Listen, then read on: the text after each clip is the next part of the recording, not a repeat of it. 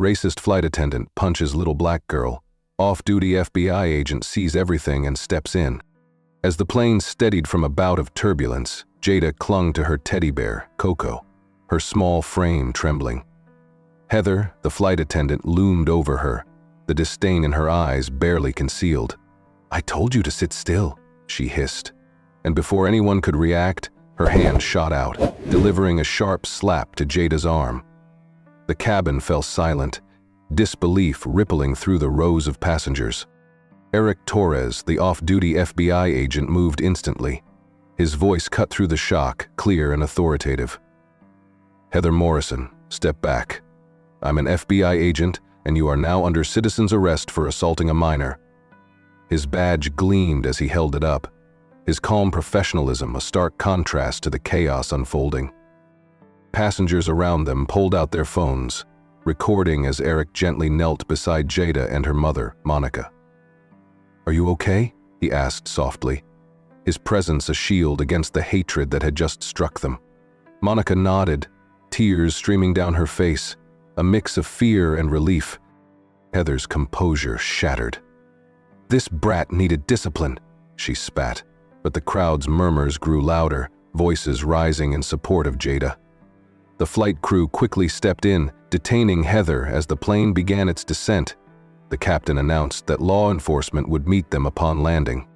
When the doors opened, police officers boarded, taking Heather into custody.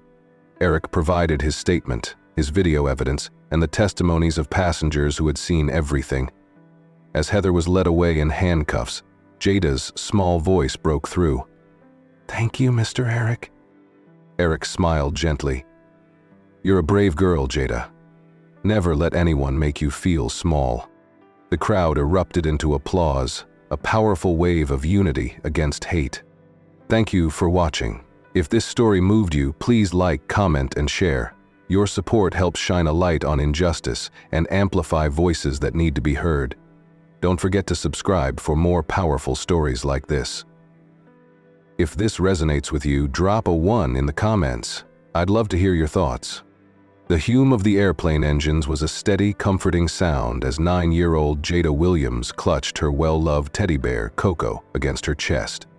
Her bright eyes sparkled with a mix of excitement and curiosity, darting from the seatback screen to the small window, where clouds drifted like floating cotton candy. It was Jada's first time flying, and the world outside seemed magical, a place where anything was possible. "Mom, are we really going to fly above the clouds?" Jada whispered, her voice filled with wonder. Her mother, Monica Williams, smiled warmly. Despite the exhaustion etched into the lines of her face, there was a softness in her expression, a hint of hope. It had been a tough few years, working double shifts as a nurse while raising Jada on her own. This trip to Denver was more than just a family visit. It was a chance to breathe, to escape the grind, and to show her daughter a slice of joy. "That's right, baby," Monica replied, tucking a stray braid behind Jada's ear. "Pretty soon, we'll be higher than the tallest mountains. You ready for an adventure?" Jada nodded enthusiastically, her small sneakers kicking the air as if she might take off on her own. Monica chuckled, her chest filling with a warmth she hadn't felt in a long time. Moments like these were why she worked so hard, so Jada could have a life filled with possibilities. Round them, the plane buzzed with the mundane sounds of travel. Passengers stowed bags, whispered to loved ones, and settled in for the 2-hour flight. Flight attendants moved through the aisles, smiling as they directed people to their seats. Most of them, anyway. A tall woman with sharp features and a too-tight smile paused at their row. Her name tag read Heather Morrison, but her expression spoke volumes beyond her name. She looked at Jada with a glance that was quick and dismissive, the kind of look Monica had seen too many times before. It was subtle, almost imperceptible, a flicker of disdain hidden beneath a mask of professionalism. Monica's grip on Jada's hand tightened ever so slightly, a reflex born from experience. But Jada didn't notice. Her world was still a place of magic and clouds, a place where teddy bears and adventures waited just beyond the window. For now, everything was okay. but Monica's instincts whispered otherwise. The plane door hissed closed, sealing the cabin in a bubble of recycled air and the low hum of the engines. Jada leaned toward the window, her nose nearly touching the cool plastic as the runway stretched out before them. The world beyond was a blur of concrete and metal, but in her mind, it was the starting line of a grand adventure. Monica tucked Jada's blanket around her lap, her hands moving methodically as if this small act of comfort could build a shield around her daughter. She glanced down the aisle, where the flight attendants were strapping in for takeoff. Her gaze landed on Heather Morrison, who sat rigidly in the jump seat, her hands folded tightly in her lap. Heather's face was set in a practiced neutrality, but there was something in the tightness of her jaw and the cool detachment in her eyes that set Monica's nerves on edge. It wasn't just fatigue or the stress of a full flight. It was a look Monica had seen before, in grocery stores and waiting rooms, the kind of look that slid under your skin and stayed there. "Mom, look, the plane is moving," Jada's voice pulled her back. Monica forced a smile. "Hold on tight, sweetheart. We're about to fly." As the plane began to taxi, Heather's gaze swept over the passengers.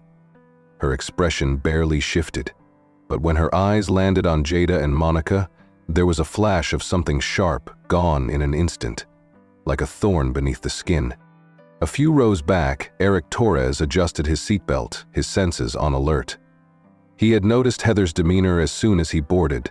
It was part of his training as an FBI agent. Always read the room, always be aware of your surroundings. His instincts had served him well over the years, and now, on what was supposed to be a relaxing flight to visit his sister, they buzzed quietly at the back of his mind. The plane lifted off, and Jada let out a squeal of delight, her hands pressed against the window. The ground fell away, the world beneath them shrinking into a patchwork of tiny squares and winding roads. Monica's shoulders relaxed, just a little, as the plane leveled out. She took a breath, savoring the moment of calm. Heather unbuckled and began the cabin checks, her movements efficient but devoid of the usual warmth associated with flight attendants. When she reached Jada's row, Jada turned to her with wide eyes, her voice soft but eager. "Excuse me, ma'am, how high will we go?" Heather's smile was tight. "As high as we need to," she said, her tone clipped. She moved on without waiting for a response, her back straight and unyielding. Monica's lips pressed into a thin line. She was just asking a question, she murmured under her breath. But Jada had already turned back to the window, her excitement undimmed. Eric watched the interaction from his seat. The small exchange might have seemed harmless to some, but he caught the nuances. The way Heather's expression had hardened, the subtle shift in her tone. He made a mental note, his instincts stirring, though he hoped it was nothing more than a tired flight attendant having a rough day.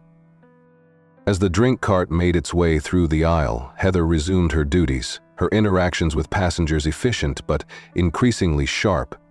When she reached Jada and Monica, her demeanor turned frigid. "What would you like to drink?" she asked, the words almost mechanical. "Apple juice for her, please," Monica said, keeping her voice calm. "And just water for me." Heather poured the juice, her movements precise but forceful. She set the plastic cup on Jada's tray with a little too much force, and the juice sloshed over the rim.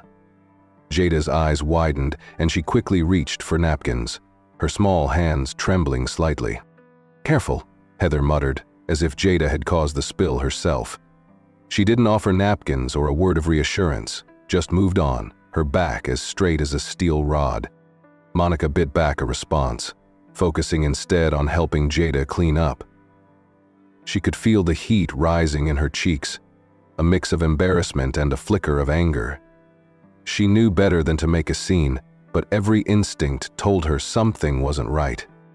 Eric's expression remained neutral, but his hand moved to his phone, angling it subtly as he started recording. He had no solid reason to intervene yet, but experience told him it was better to be prepared. He had seen situations escalate from a simmer to a boil too quickly before, moments where a quiet discomfort turned into something much darker. Heather continued down the aisle, her interactions becoming increasingly brusque. With some passengers, she managed a semblance of politeness, but with others, those who looked like Jada and Monica, her tone sharpened. Her patience wore thin. Jada resumed drawing in her sketchbook, her teddy bear propped up against the tray table. She hummed softly under her breath, a tune Monica recognized from a movie they had watched together. The melody was a small bubble of joy in an otherwise tense space. "Do you think Auntie Sarah will let me help in her garden?" Jada asked, her voice a soft thread between them. "I'm sure she will," Monica replied, her voice steady. "She's been looking forward to seeing you. We all have." The plane sailed through the sky, a metal bird carving a path through clouds. But beneath its silver skin, the air grew thicker with each small interaction, each unspoken word. Eric stayed vigilant, his quiet observation like a net cast wide, ready to catch whatever came next. And Monica, ever the mother, stayed close to Jada, her presence a shield, her love a quiet but unyielding force. Neither of them knew how quickly the atmosphere would shift, how one act of hate would turn an ordinary flight into a battleground for justice. Jada's sketchbook lay open on the tray table, bright swirls of color dancing across the page. She was drawing a family of clouds with smiling faces, their cottony forms floating above a sunlit cityscape. Her teddy bear, Coco, sat propped up by the window, watching over her work. Monica leaned back, her eyes half closed, grateful for the quiet. But the quiet didn't last. Heather moved through the cabin, her footsteps sharp against the thin carpet. She stopped a few rows ahead, bending over to help a young couple with their overhead luggage. Her voice was soft, almost warm, a stark contrast to the clipped tone she had used with Jada. She handed the woman an extra blanket, offered the man a refill of his drink, and flashed a polished smile before continuing down the aisle. When she reached Jada and Monica's row, the warmth evaporated. Her face fell into a cool, professional mask, devoid of the friendliness she had shown others. "Trash?" she asked, holding out a plastic bag. The word came out flat, not a question but a demand. Jada, absorbed in her drawing, didn't hear melodramatically. Monica gently nudged her, and Jada blinked up, a shy smile on her lips. "Oh yes, sorry." She reached for her empty juice cup, her small hand moving carefully. Before she could pass it over, Heather snatched it from her, the cup crumpling slightly under her grip. A few droplets of apple juice splattered onto Jada's sketchbook, leaving translucent stains over her happy clouds. Jada's smile faded, her lips parting in a silent "oh." She dabbed at the paper with a corner of her sleeve, trying to fix what couldn't be fixed. Monica's heart clenched, a dull ache beneath her ribs. "Excuse me," Monica said, her voice low but steady. "Was that really necessary?" Heather's blue eyes cut to her, sharp as glass. "I have a lot of passengers to get to. Maybe if your daughter paid attention, things like this wouldn't happen." Monica drew in a slow breath, reining in the instinct to push back. She knew the dance too well. The unspoken rule that pushing back too hard could flip the script, paint them as the problem. She had lived it before, those quiet aggressions that built up like stones in her pocket, weighing her down. "Understood," she said, keeping her tone even. "We'll be more careful." Heather's lips pressed into a thin line, and she moved on, the plastic bag rustling behind her. Jada's fingers traced the wet spots on her drawing, her face a careful blank. The silence between them felt fragile, like glass stretched too thin. From a few rows back, Eric's phone remained steady in his hand. He had caught the exchange, the quick snap of Heather's temper, the barely masked disdain in her voice. He replayed the footage in his mind, his instincts pulling at the edges of the scene, urging him to stay vigilant. The turbulence started about 30 minutes into the flight. Nothing severe, just a few bumps and a gentle sway. The captain's voice crackled over the speakers, advising everyone to remain seated with their seatbelts fastened. Jada clung to Coco, her knuckles pale against the bear's soft fur. Monica rubbed her back, whispering that it was all part of the adventure. But the plane's motion unsettled her, too. Not because of the sky, but because of what simmered just below the surface of this journey. Heather appeared again, this time standing at the front of the aisle, her posture strict as she reminded everyone to remain seated. Her eyes seemed to find Jada even from across the cabin, a hawk spotting a rabbit in the grass. Jada shifted uncomfortably, glancing at her mother for reassurance. Monica nodded, a small, encouraging gesture. "You're okay, baby, just hold tight." But the bumps continued, and so did the mounting tension. Jada bit her lip, the light in her eyes dimming under the weight of the unseen force pressing down on them. When the turbulence eased, Jada hesitated, then raised her hand slightly, as if they were still in her third-grade classroom. "Excuse me, ma'am?" Heather turned slowly, her expression unreadable. She took a measured step toward them, her movements deliberate, as if closing the distance one calculated step at a time. "What is it?" she asked, her voice barely above a whisper. Jada's words caught in her throat, but she pushed through, her voice a timid thread. "Is the plane okay? It was shaking a lot." Heather's lips curled into a smile, but it wasn't kind. It was the sort of smile that belonged to someone holding a secret, a small, ugly truth they were about to share. "The plane is fine," she said, leaning in just close enough that only Jada and Monica could hear. "But maybe if you sat still and stopped drawing attention to yourself, things would go smoother." Monica's pulse quickened, her hands curling into fists beneath the blanket. She felt the sharp edge of every word, a blade drawn between them, slicing away the fragile piece they had been trying to hold on to. "I don't think that's necessary," she started, but Heather cut her off with a dismissive wave. "I'm only doing my job," Heather said, her voice honey-slick but soured by the undercurrent of something darker. "If there's a problem, maybe you should take a look at yourselves first." Jada sank into her seat, her shoulders folding in as if trying to disappear. Monica's breath came shallow, each inhale tight in her chest.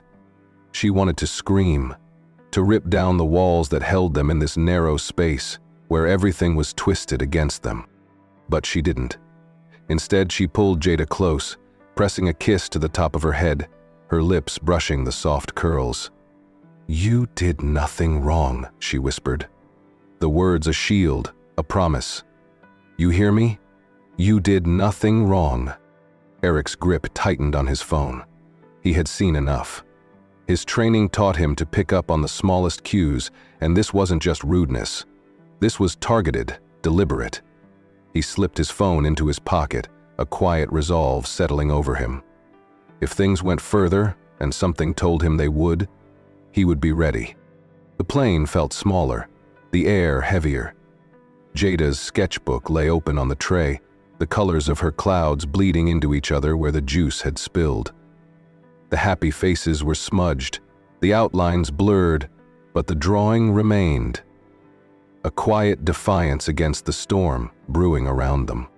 Eric Torres adjusted his phone discreetly in his hand, the camera lens peeking just above the seat back.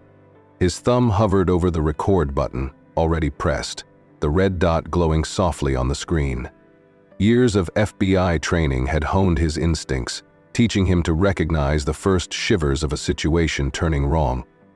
It was a gut feeling, a whisper in his mind that told him to keep watching, to stay ready. He had seen it before, the quiet buildup of prejudice, the way small aggressions could snowball into something dangerous. It was never sudden, not really. It began with a look, a sharp word, a withheld kindness. Eric had learned to spot it in the field, during investigations where the truth was buried beneath layers of civility. He knew what it looked like when someone was measuring another person's worth based on the color of their skin. His thoughts drifted to a case years ago, a civil rights investigation in a small Midwestern town. It started with a single complaint, an officer pulling over a young black man, not for a broken taillight as claimed, but for driving through the wrong neighborhood. Eric had interviewed witnesses, pieced together the quiet injustices of that town, and found patterns where others saw coincidence. It had taken months, but eventually the department faced accountability. The officer lost his badge, and the town began its slow march toward change. That case had stayed with him, not just because of the outcome, but because of how easily it could have gone the other way. If no one had spoken up, if no one had paid attention, that young man's story might have been just another whispered injustice, lost to time. It was a reminder that the small moments mattered, that the truth often lay in the spaces between the obvious. And now, on this plane, he saw those spaces filling up again, the shadows stretching out beneath the harsh lights of the cabin. Heather's interactions with Jada and Monica had set off quiet alarms in his mind. It wasn't just her tone or the rough way she grabbed the juice cup. It was the pattern, the deliberate targeting of one child, one mother. He had seen her smile at other passengers, offer them extras, bend the rules to make them comfortable. But with Jada and Monica, the mask slipped. Eric's hand was steady, his phone capturing the exchange. He didn't know how far this would go, but he wanted a record of it, evidence. It was a habit, a learned response to potential injustice. He had spent years telling victims, "Your story matters, speak up." Now, his role was to make sure their story was heard, even if they couldn't find their voice yet. Jada's small face came into view, half turned toward the window. She was quiet now, her earlier excitement dulled to a soft, cautious glow. She traced circles on the frosted glass, her finger leaving a trail through the condensation. Monica sat beside her, a silent sentinel, her arm around Jada's shoulders. Her lips moved, a quiet murmur of reassurance, but Eric could see the tension in her posture, the way her back remained straight, braced against the weight of Heather's hostility. He wondered how many times Monica had been here before, in this silent battle where words were weapons and restraint was the only armor. He imagined the small indignities she had faced, the moments when the world pressed against her simply because she existed in a skin that some chose to see as less. It wasn't just anger he felt, it was a deep, aching empathy, a sense of knowing without truly knowing.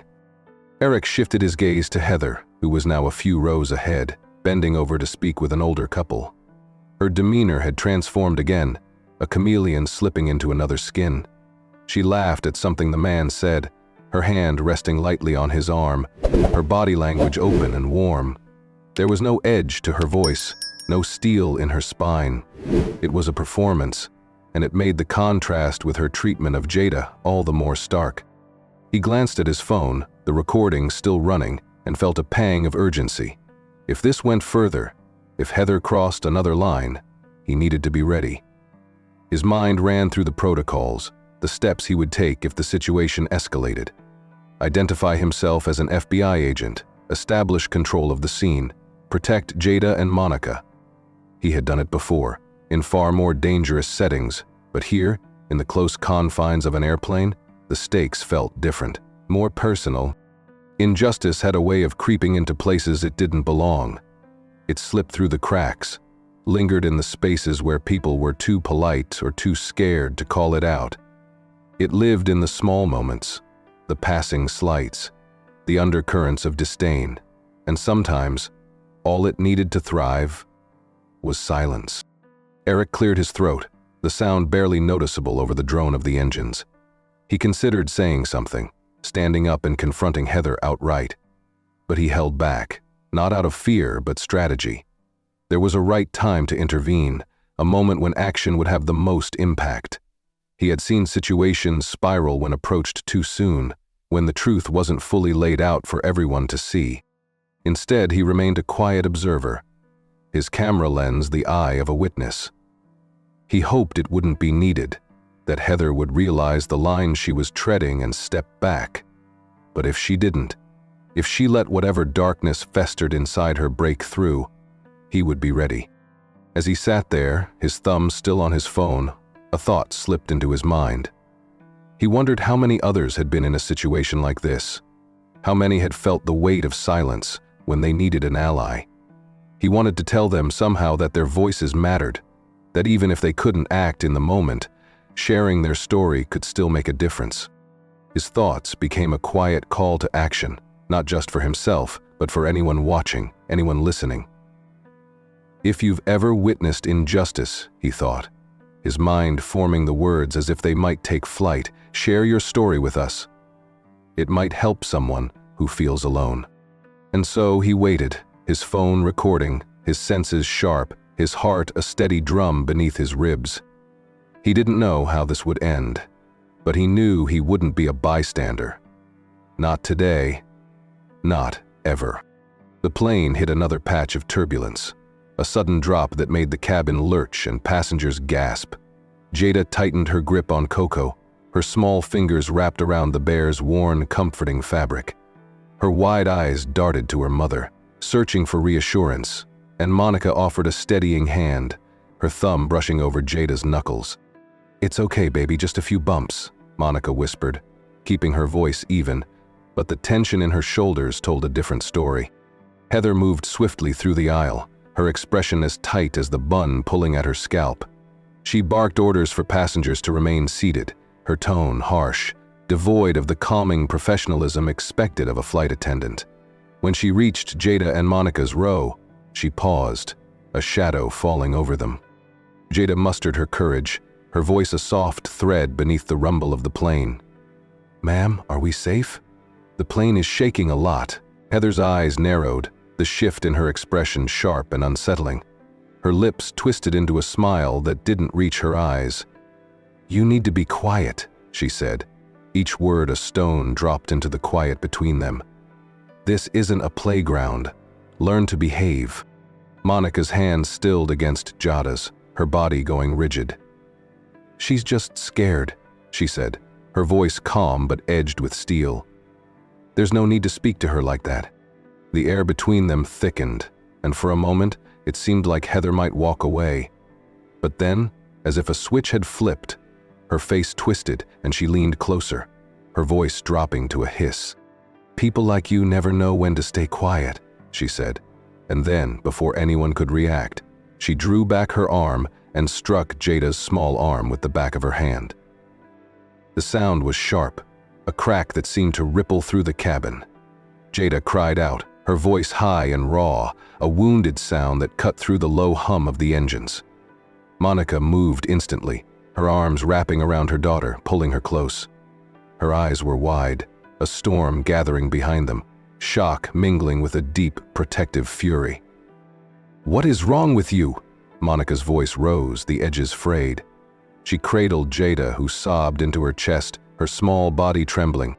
Passengers turned, necks craning, eyes widening as the reality of what they had just witnessed sank in.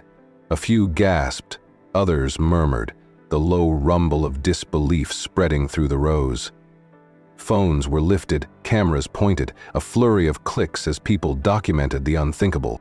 Eric was already moving.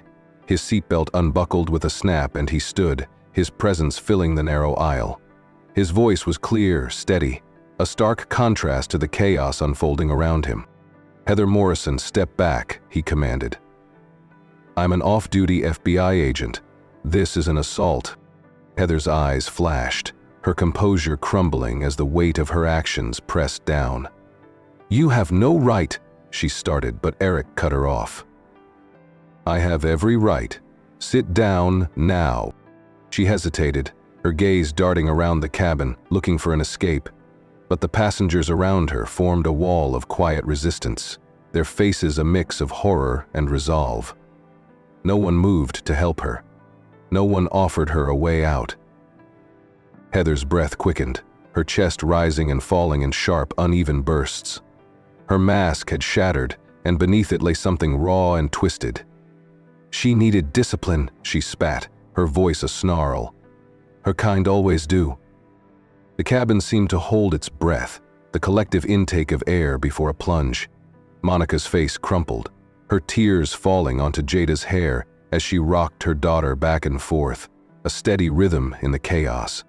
Jada's cries had softened to hiccups, her small hands clutching Coco as if the bear might pull her away from this nightmare. Eric took a step forward, his movements controlled, a steady force. "You are under citizen's arrest for assaulting a minor. Remain where you are until the plane lands and law enforcement arrives." Heather's knees gave way, and she collapsed into an empty seat. Her hands shook, fingers curling into her lap as if she could hold on to the last shreds of her control. She muttered under her breath, her words a string of venom, but no one listened. Lena, the trainee flight attendant, appeared at Eric's side. Her face was pale, her eyes wide, but she stood firm, her hands balled into fists at her sides. "Is there anything I can do?" she asked, her voice small but steady. "Stay with her," Eric said, nodding toward Heather. "Make sure she doesn't move." Lena nodded, her expression hardening with resolve. She took a step closer to Heather, her shadow falling over the disgraced flight attendant. Heather shrank back, the balance of power shifting as the plane continued its path through the clouds. Eric knelt beside Monica and Jada, his tone softening. "Ma'am, my name is Eric Torres. I'm with the FBI. Are you both okay?" Monica's lips trembled, her strength fraying at the edges. "She hit my baby," she whispered, the words slipping out like a wound reopening. "She hit her." Eric's expression remained calm, but his eyes held a deep sadness. "I know. And I promise you, she'll be held accountable. You're not alone in this." The plane descended through a patch of clouds, the world below a mosaic of green and gray. The passengers remained still, their voices hushed, their phones still recording. They had become witnesses, not just to a crime, but to a moment of reckoning. Monica pulled Jada even closer, her love a barrier against the hurt. And Jada, her tears drying, opened her eyes, finding Eric's steady gaze. For the first time since the nightmare began, she saw something in his expression, a promise, a hope that the world could still be kind. And as the plane drew closer to its landing, the storm inside the cabin began to calm, the echoes of violence replaced by the quiet strength of those who had chosen to stand against it. Eric's movements were swift but measured. His hands remained visible, his posture calm yet commanding as he approached Heather. The chaos of the cabin seemed to mute around him, the gasps and murmurs of passengers fading into a dull hum. His focus sharpened, every muscle in his body attuned to the situation, his FBI training kicking in with precise clarity. "Heather Morrison," he repeated, his voice steady and unyielding. "You need to sit down and remain where you are until the authorities arrive." Heather's eyes darted around the cabin, her composure slipping further with every second. The defiance that had twisted her features moments before now cracked, revealing a mix of fear and disbelief. She seemed to be grappling with the reality of the situation, as if it hadn't fully registered that her actions were not only seen, but would have consequences. "You can't do this," she stammered, her voice cracking. "I work here. You can't just—" "I can and I am," Eric cut in, maintaining his calm. "You assaulted a minor. This isn't up for debate." The passengers around them had shifted in their seats, a wave of movement as phones rose to record the unfolding scene. Faces ranged from shock to quiet determination, their screens capturing every word, every gesture. A middle-aged woman in the aisle seat nearby leaned forward, her lips pressed into a thin line as if holding back her own anger. A young man across the aisle whispered to his companion, his phone steady in his hand. Heather's breath came in shallow bursts. Her hands, once rigid and controlled, trembled in her lap. "It's not my fault," she muttered. "She was being disruptive. I was just doing my job." Eric's jaw tightened, but his voice remained even. "Your job does not include striking a child or using hateful language. You crossed a line. Sit down, or I will physically restrain you." Heather's shoulders slumped, the fight draining out of her. She sank into the seat, her movements slow, as if weighed down by the reality pressing in from all sides. Lena, the trainee flight attendant, remained nearby, her stance protective as she maintained a watchful eye on Heather. Her earlier uncertainty had hardened into resolve, her expression a quiet mirror of the strength Eric projected. Eric turned his attention to Monica and Jada. Monica was still cradling Jada, her arms wrapped around her daughter, as if shielding her from the ugliness that had seeped into their safe space. Jada's face was tucked against her mother's chest, her breathing shallow but steady. Her small hands clung to Coco, the teddy bear now damp with tears. "Ma'am?" Eric spoke softly, kneeling beside them.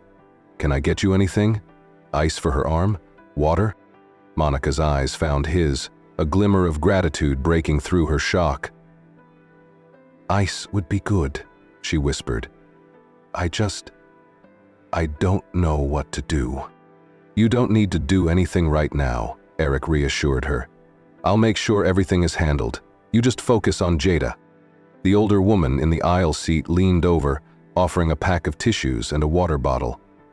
"I saw everything," she said quietly, her voice carrying a weight of shared understanding. "If you need a witness, I'll help. No one should treat a child like that." Monica accepted the tissues with a nod, her lips moving in a silent thank you.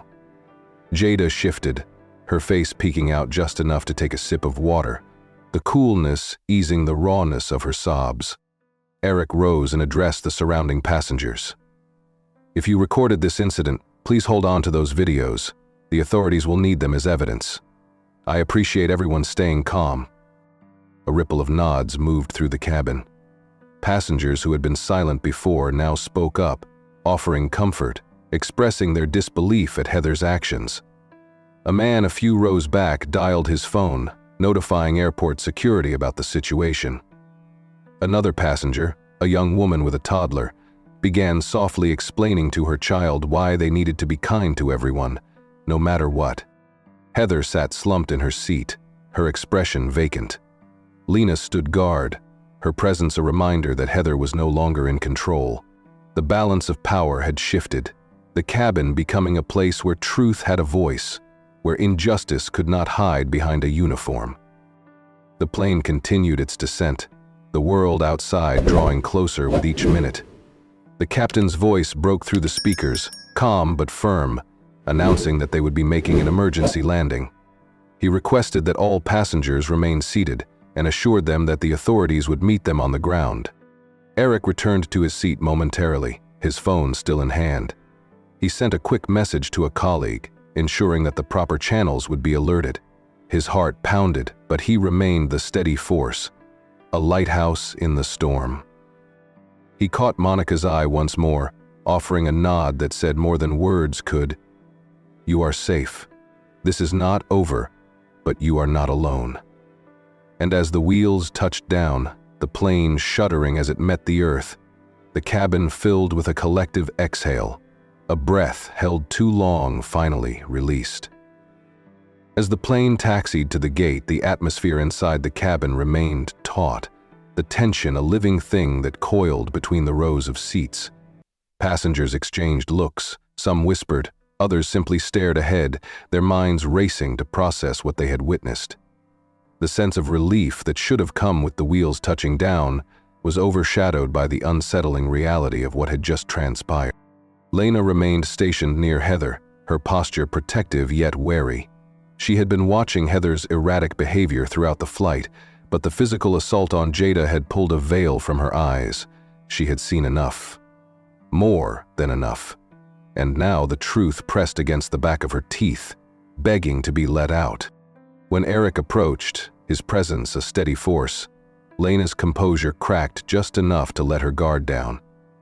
Her voice was low, but the urgency in her tone cut through the hum of the engines winding down. "Agent Torres," she began, her hands twisting the edge of her apron. "There's something you need to know. This isn't the first time Heather's acted like this. There have been incidents." Eric's expression remained neutral, but his eyes sharpened. "What kind of incidents?" Lena glanced at Heather, who sat slumped in her seat, eyes fixed on the back of the chair in front of her. She spoke quickly, as if the truth might burn her if held too long. "A few months ago, a passenger filed a complaint. An elderly woman, black, said Heather had been aggressive, made her feel unsafe. There were others, too. Nothing this extreme, but enough that people noticed." "What happened with those complaints?" Eric asked, his voice quiet but insistent. Lena swallowed, her throat bobbing. "They went nowhere. Heather's brother is a regional manager for the airline. Every time someone raised an issue, he'd handle it personally. Smoothed things over, paid out small compensations, made sure nothing went on her official record. A chill slid down Eric's spine. This wasn't just an isolated incident. This was a pattern, a dangerous cycle of abuse and protection. The pieces clicked into place. The mosaic of microaggressions, the arrogance with which Heather had wielded her authority. She had believed herself untouchable because, until now, she had been. Eric's jaw tightened, the weight of what he needed to do settling into his bones. This was no longer just about a single act of violence. It was about unraveling the threads of a system that allowed someone like Heather to act without fear of consequence. He slipped his phone from his pocket, his fingers moving quickly as he documented Lena's statement, capturing her words as part of the growing tapestry of evidence. "Lena, are you willing to repeat this to the authorities?" he asked. She hesitated, the fear evident in the way she bit her lip, but then her gaze hardened. "Yes, I'm done keeping quiet. People deserve to know the truth." Eric nodded, his expression a mix of gratitude and resolve. The wheels of justice had begun to turn, but they would need to push harder to break through the silence that had protected Heather for so long. As the plane door opened and uniformed officers boarded, he prepared himself, not just for the immediate confrontation, but for the battle that would follow. Jada's small frame seemed even smaller as she sat on the airport bench, her knees drawn up to her chest. Her fingers clutched Coco, the teddy bear's fur damp with tears. She stared at the ground, eyes red and puffy, her breath coming in slow, uneven waves. The bustling sounds of the terminal felt distant, a muted backdrop to the storm still raging inside her. Monica sat beside her, a hand resting gently on Jada's back. She had not let go of her daughter since they had exited the plane, her touch a lifeline for them both. Her own emotions were a tangled web, rage, fear, and a sorrow so deep it felt like it might pull her under. She had always known the world could be cruel, but seeing that cruelty strike her child had opened a wound that words could not close. "It's not your fault, baby," she whispered, her voice raw. "You didn't do anything wrong." Jada's lip trembled. "Why did she hate me, Mama?" The question hung in the air, heavy and heartbreaking. "I didn't do anything." Monica's chest tightened, a physical ache. How do you explain hatred to a child? How do you unravel the twisted threads of racism and prejudice when the person asking still believes the world is mostly kind? "Sometimes," Monica began, her words careful and slow, "people carry hurt and anger inside them. And instead of fixing what's broken in their hearts, they let it spill out onto others. It's not because of who you are, it's because of who they choose to be." Jada's brow furrowed, her young mind working to make sense of the senseless. "But I just wanted to draw my clouds." "I know, baby." Monica pulled her closer, the warmth of her daughter's body grounding her. "And you still can. You still will." Around them, a few passengers from the flight lingered, their faces a mix of sympathy and quiet support. The woman who had offered tissues on the plane sat nearby, her own hand resting on a suitcase. She caught Monica's eye and offered a small nod, a gesture that spoke of solidarity. A man approached, his phone still clutched in his hand. "Ma'am, I recorded the whole thing. If you need the footage for the police or a lawyer, I'm happy to share it." He paused, his expression earnest. What happened back there wasn't right. No one should get away with that. Monica's eyes filled with fresh tears, but this time they were a mix of gratitude and relief. "Thank you," she managed, her voice thick. "I don't even know where to start, but thank you." Jada's fingers loosened their grip on Coco, her small body shifting as if the weight of the world had lightened just a fraction. She looked up at the man, a shy, hesitant glance, and he offered a gentle smile. "It's going to be okay," he said softly, more to Jada than to Monica. "You're really brave." Jada blinked, as if the word brave felt unfamiliar in her mouth. She had never thought of herself as brave, just small, and quiet and curious. But the words settled into her, planting a seed that might one day grow into something strong. Monica took a steadying breath, the cool airport air filling her lungs. She had always been the one to hold things together, to push forward no matter how heavy the burden. But now, the burden felt different. It wasn't just about surviving for her daughter. It was about fighting for her. Eric approached, his presence a calm in the storm. His voice remained soft but firm, a reminder that they were not alone. The police are taking statements from everyone who witnessed the incident. They'll want to speak with you both, but only when you're ready. Monica nodded, the enormity of what lay ahead pressing down on her. I don't know where to start, she admitted, the admission costing her more than she expected. I just want to protect my daughter, but this feels too big. Eric crouched down to Jada's level, his eyes kind but serious. Jada, what happened to you was not okay, and it wasn't your fault. You did everything right. He hesitated, choosing his words with care. You showed a lot of courage today. Sometimes, being brave means just being yourself when others try to make you feel small. Jada's lips parted slightly, a tiny breath of understanding slipping free. Her grip on Coco relaxed, and for the first time since the plane, she didn't look so lost. Monica wiped her eyes, a new resolve settling over her. What happens next? She asked, her voice steady despite the tremor beneath it. We'll make sure this is handled properly, Eric said. Heather will face charges, and if the airline tried to cover this up, they'll answer for that too. He glanced around, noting the other passengers still standing by, ready to lend their voices to the truth. You have support. You're not alone in this. The woman with the tissues stepped forward, her own voice finding strength. If you need a lawyer, I know someone. He's good, really good. And if you need a place to stay, I'm local. I'd be glad to help. Monica's throat tightened, not with fear but with gratitude. She had expected to fight this battle alone, but now the ranks around her had grown. Strangers had become allies, their kindness a balm to the raw edges of her heart. Jada sat up a little straighter, her cheeks still damp but her eyes clearer. Can we still go see Auntie? She asked, her voice small but hopeful. She was going to show me her garden. Monica managed a smile, the curve of her lips a promise that life could still hold joy. Yes, baby, we'll get there. One step at a time. Eric stood, his expression one of quiet assurance. I'll stay with you until your family arrives. Whatever you need, I'm here.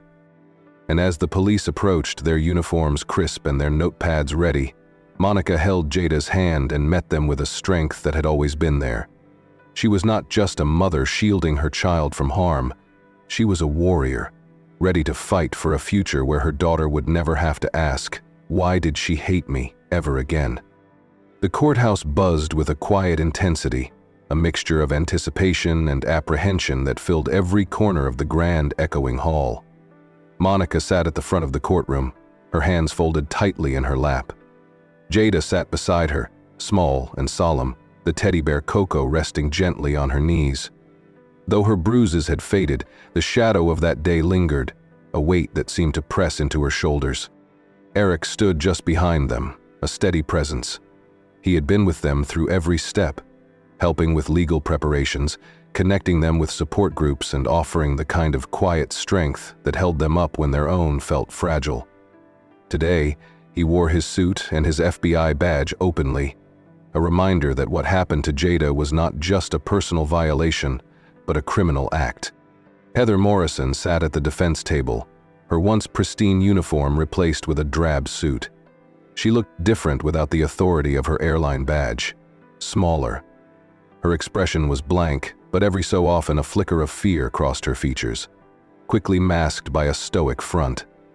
Beside her sat her attorney, a man whose tailored suit and sharp features radiated a calculated confidence. He had built his career on dismantling accusations, turning blame away from his clients with practiced ease. The trial began with the prosecution laying out the events of the flight. The video footage taken by Eric and other passengers played on the screen, the raw footage capturing not only Heather's assault on Jada, but the build-up. The microaggressions, the targeted hostility, the final brutal moment when she had lashed out. Each frame was a testament, a visual record that words alone could not convey. The prosecutor, a woman with a clear, unwavering voice, guided the jury through the evidence. She called on witnesses, passengers who had seen everything, who had felt the same disbelief and horror. The woman who had offered tissues on the plane described the look on Jada's face, how it had crumpled from joy into fear. The young man who had recorded the attack testified about Heather's words, her tone, the venom that had dripped from every syllable. Monica took the stand, her voice steady despite the tremor beneath it. She recounted the trip, the excitement of seeing family, the way Jada had pressed her nose against the plane window, the way everything had changed in an instant. She spoke about the impact on her daughter, how Jada had become quieter, her laughter less frequent, how the world had become a little less safe. The defense attorney approached with a subtle sneer, his tone laced with doubt. "Mrs. Williams, isn't it true that children sometimes overreact to stress? That perhaps your daughter's behavior might have been disruptive?" Monica's lips pressed into a thin line. "My daughter wasn't disruptive. She was asking questions, being a kid. If that's disruptive, then every child on that plane should have been treated the same. But they weren't. Only Jada." The attorney shifted tactics. "And yet, there were no prior incidents of physical violence in Ms. Morrison's record. Isn't it possible this was an isolated incident? A momentary lapse in judgment?" A ripple went through the room. Monica hesitated, and then with a calm clarity she replied, "No, it wasn't a lapse. It was a choice." The turning point came when Lena, the trainee flight attendant, took the stand. She wore her own uniform, but the timid uncertainty she had once shown was gone. She spoke with conviction, recounting Heather's behavior, not just on the day of the flight, but the troubling history behind it. "There were complaints," Lena said, her voice strong. "Passengers reported Heather's hostility, particularly toward people of color, but those complaints never made it to the official records." The defense attorney pounced. "And how would you know this, Ms. Vargas? You were just a trainee." Lena held his gaze, unflinching. "Because I reported one of them myself. An elderly woman who left the plane in tears after Heather berated her for asking for help with her seatbelt. I filed the complaint, but it disappeared." "Disappeared?" The prosecutor leaned forward. "Do you know how that happened?" Lena nodded. "Heather's brother, Andrew Morrison, is a regional manager for the airline. He handles internal reports. Whenever an issue with Heather came up, he'd review it, and then nothing would happen. The reports were erased, and the passengers were offered small compensations, flight vouchers, miles, anything to make them go away." A murmur rippled through the courtroom. The judge, a stern woman with silver hair and piercing eyes, rapped her gavel for silence. Her expression was hard, the lines around her mouth deepening as she turned to the defense attorney. "Is there any truth to these allegations?" The defense attorney's confidence faltered. "Your Honor, we request a brief recess." "Request denied," the judge snapped. "I want answers, not stalling." The prosecution introduced emails and internal documents, uncovered by a whistleblower within the airline. The records showed a pattern. Complaints filed and swiftly deleted. Evidence of hush payments issued, all under Andrew Morrison's signature. The betrayal of trust was laid bare. The systemic corruption exposed. Heather's face turned ashen. She had counted on her brother's protection, on the invisible net that had always caught her before. But now the net was unraveling, the threads pulling loose in front of everyone. The judge's reprimand was swift and brutal. She called out the airline's negligence, the abuse of power that allowed Heather's behavior to fester unchecked. She ordered a full investigation into the airline's practices, her voice sharp with the promise of accountability. When the jury returned with their verdict, the silence was thick. Guilty on all counts: assault, hate crime enhancements, And for Andrew Morrison, obstruction of justice. The relief that swept through Monica was almost physical, a weight lifting, her lungs filling with air that finally felt clean. Heather was led away in handcuffs, her expression a mixture of shock and bitterness. She shouted as they escorted her out, her voice cracking, but no one listened. Her brother sat slumped at the defense table, the reality of his own legal troubles sinking in. Eric placed a hand on Monica's shoulder, a quiet affirmation that the fight had been worth it. Jada, still clutching Coco, looked up at him, her eyes reflecting a cautious hope. "Is it over?" she asked, her voice small. Monica knelt beside her, brushing a curl from Jada's cheek. "Yes, baby, it's over." And as they left the courthouse, surrounded by supporters and strangers who had become allies, the sun broke through the clouds, a reminder that even after the darkest storm, the light would find a way through.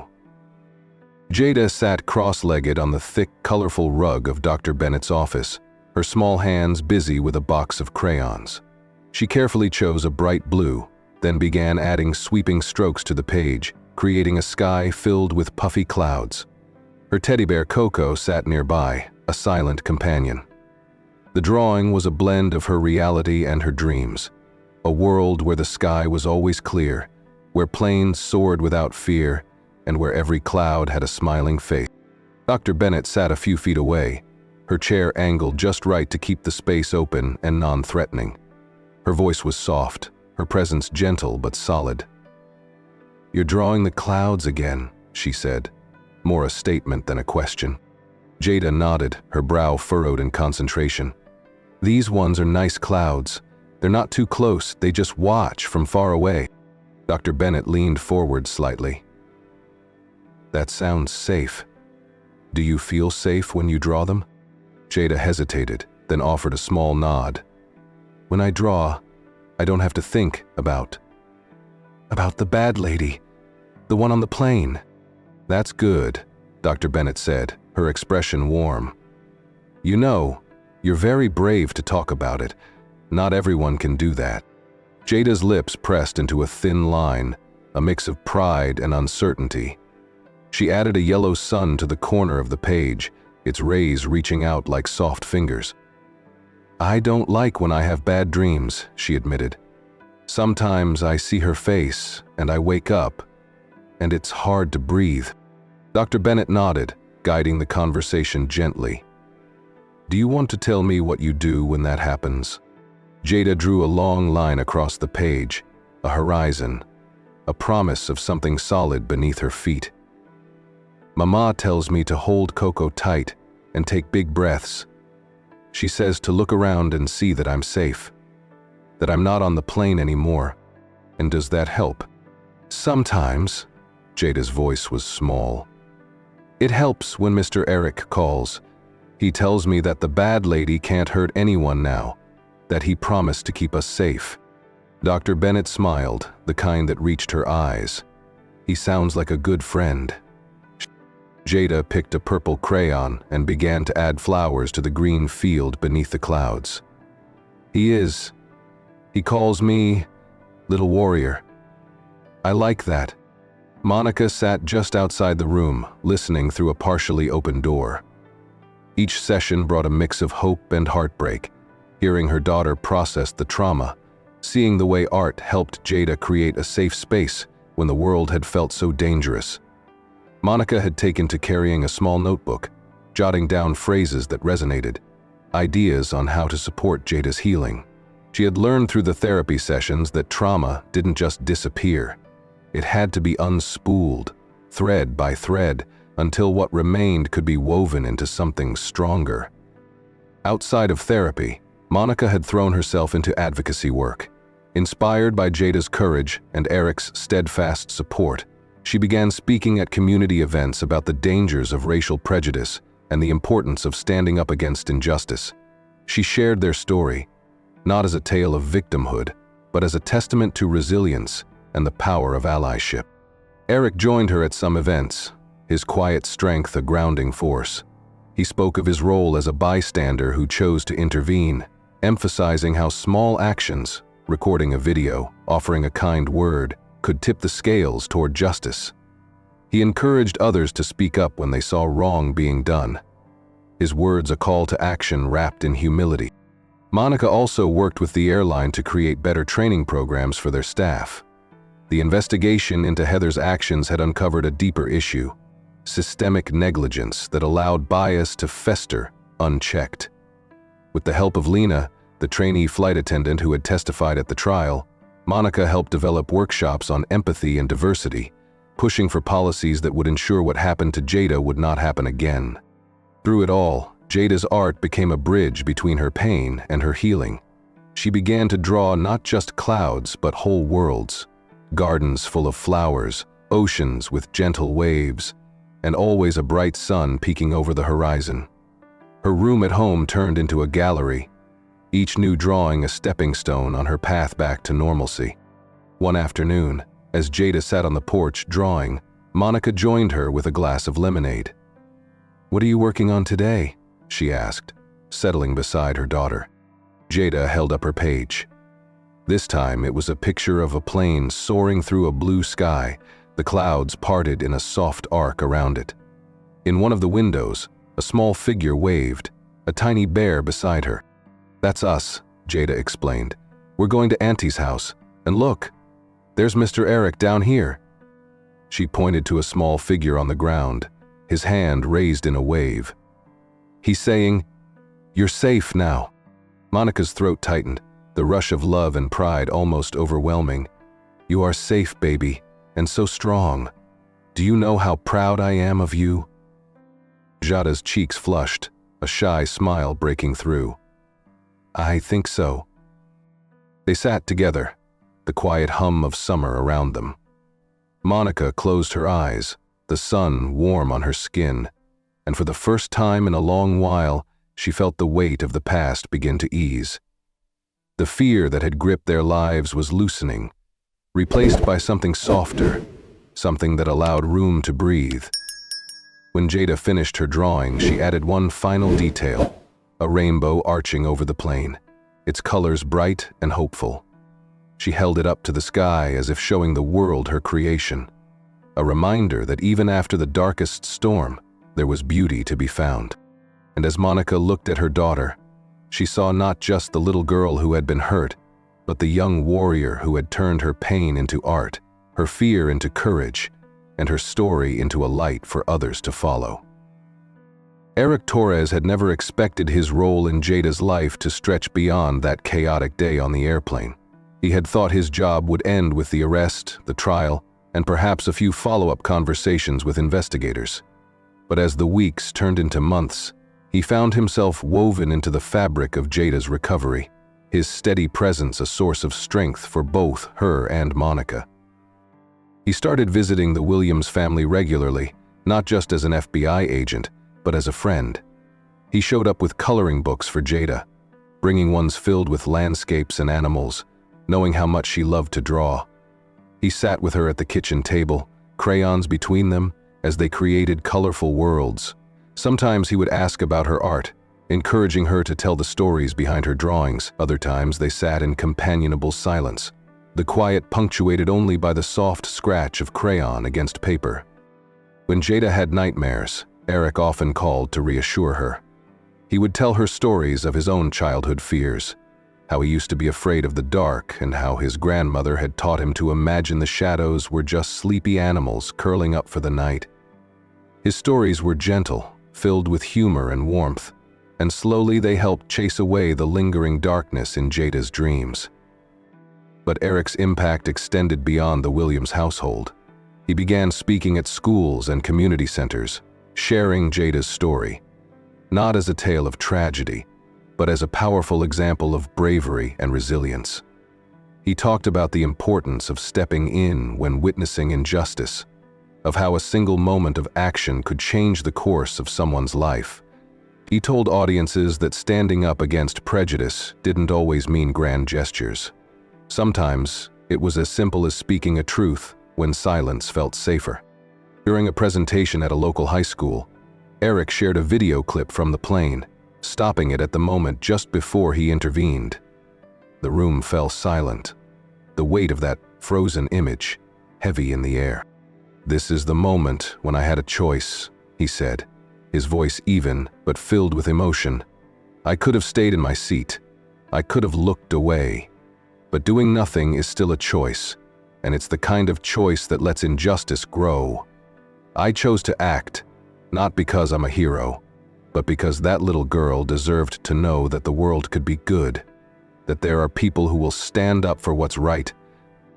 The students leaned forward in their seats, their expressions a mix of curiosity and introspection. Eric asked them to imagine themselves in that situation.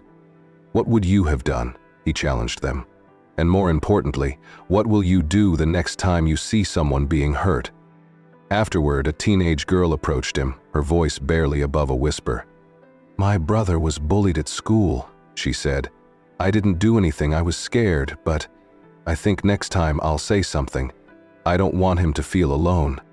Eric smiled, a quiet pride blooming in his chest. "That's all it takes," he said. "One voice, one step. You might be surprised how much strength you find when you decide to use it." His story began to spread. He was invited to training sessions for law enforcement, teaching officers how to handle hate crimes and how to recognize the signs of escalating prejudice. He developed workshops focused on active bystander intervention, using Jada's story as a cornerstone. His sessions weren't just about the mechanics of the job, but about the humanity required to do it well. He urged his colleagues to see the people behind the reports, the lives behind the statistics. In one session, an officer shared a story of a time he had witnessed a fellow officer treat a suspect differently because of their race. "I didn't say anything," he admitted, his voice tight. "I was new. I didn't want to make waves." Eric nodded, understanding the fear that silence could breed. "It's not too late to start," he told him. "Every time we speak up, every time we choose to do the right thing, we make it easier for the next person to do the same." Beyond the professional sphere, Eric maintained his bond with Jada. He took her to visit a local art museum, where they wandered through halls filled with colors and stories. Jada moved slowly, her fingers grazing the air in front of the paintings as if touching their history. When they reached a modern art installation, a room filled with hanging clouds made of translucent fabric, she turned to him, her eyes bright. "Do you think I could make something like this one day?" she asked. "I know you can," he replied, no hesitation in his voice. "And when you do, I'll be first in line to see it." Jada beamed, the kind of smile that only came when fear finally loosened its grip.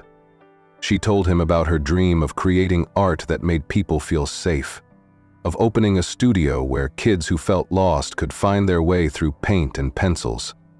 Her dreams were big, unashamed, and Eric felt honored to have been a small part of bringing them to life. Through all this, Eric never saw himself as a savior. He saw himself as a bridge, a guide helping Jada and Monica find their path back to the light. He knew their story wasn't over. Trauma had a way of lingering, of reshaping itself into new challenges, but he also knew that healing had taken root. Each conversation, each shared story, each brave step forward was a reminder that the good in the world could, and often did, rise to meet the bad. Years later, when Jada stood on stage at an art show, presenting her first public exhibit, a collection called Clouds of Courage, Eric sat in the front row. He watched as Jada, now a young woman with a voice clear and strong, shared how art had helped her find her way. She spoke of Coco, her teddy bear, of the kind faces on the plane who had stood with her, and of the little warrior that she had become. Eric clapped until his hands ached, his pride overflowing. And as Jada's story continued to inspire others, he felt a deep sense of fulfillment. He had not only witnessed injustice, he had acted against it. And through that action, a new story had been written. One of healing, of bravery, and of the enduring power of doing what's right. The auditorium was filled to capacity, a sea of faces illuminated by soft stage lights. Jada stood at the center of the stage, her hands gripping the edges of the podium. The room hummed with anticipation, a quiet energy that thrummed beneath the surface.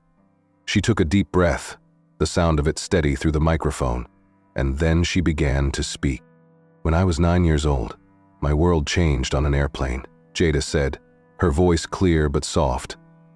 "I was just a kid, excited to visit my family, to see my aunt's garden, to draw pictures of the clouds from way up high. I didn't expect to meet hatred at 300 feet." A hush fell over the crowd, the kind of silence that signaled deep listening. Jada's story had spread far and wide, but hearing it from her own lips added a layer of raw truth that couldn't be captured in headlines or social media posts. "I won't lie to you. What happened to me hurt. It left me with bruises that took a long time to heal. Some were on my skin, but most were inside. I spent a lot of time wondering why. Why me? What did I do wrong? But then I started to understand that it wasn't about me at all. It was about the fear and anger that someone else carried, and I was just caught in its path." Her words hung in the air, each sentence a brushstroke in the painting of her resilience. She spoke about her therapy, about how art had become a refuge, a way to redraw her world with colors of her choosing. She told them about Monica's strength, Eric's unwavering support, and how the community had rallied around her, transforming a moment of darkness into a powerful movement for change. "In the years since, I've learned that bravery doesn't always mean being unafraid. It means doing what's right even when you're scared. It means finding your voice, even if it trembles. And sometimes it means being a warrior, not with a sword, but with a crayon." Laughter rippled through the audience, a warm and gentle sound. Eric sat in the front row, his hands clasped together, his expression a blend of pride and something deeper, gratitude. He had seen her journey from the very beginning, had watched her take the shattered pieces of her innocence and build something beautiful and whole. She had become everything he had hoped for, and more. A symbol of hope, a reminder of why standing up mattered. Jada's gaze found his, and her lips curled into a soft smile. "I was lucky. I had people who believed in me, who stood by me when I needed it most. People like my mom who never let me believe I was anything less than worthy. And people like Mr. Eric, who showed me that real heroes don't always wear capes. Sometimes they just wear a kind smile and offer a helping hand." Eric blinked back tears, his heart swelling. His actions on that plane had been instinctive, driven by a need to protect, to make a difference. But seeing Jada now, standing on a stage, her voice steady and strong, he realized just how deep his influence had run. He had not only helped stop a moment of pain, he had helped set a life on a path of purpose. Jada raised her hand, the universal sign for a high five, and Eric mirrored the gesture from his seat. The audience erupted into applause, the sound like a wave washing over them. Jada's story was no longer just her own. It belonged to everyone who had ever felt small, who had ever been hurt, and who needed to know that healing was possible. As the applause continued, Jada stepped back from the podium, her head held high. She was not the girl from the airplane anymore. She was a young woman who had taken her story, her pain, and transformed it into a beacon of light. And in that moment, surrounded by her community, with Eric and Monica cheering her on, she knew that her story was just beginning, and it was hers to write. Jada's story is more than a tale of overcoming adversity. It is a powerful reminder of how one voice, one action, can change the trajectory of a life. Her journey from a frightened child to a beacon of hope is proof that bravery isn't just about facing danger. It's about standing up when it matters most. If this story touched your heart, consider sharing it, not just online but in your everyday interactions.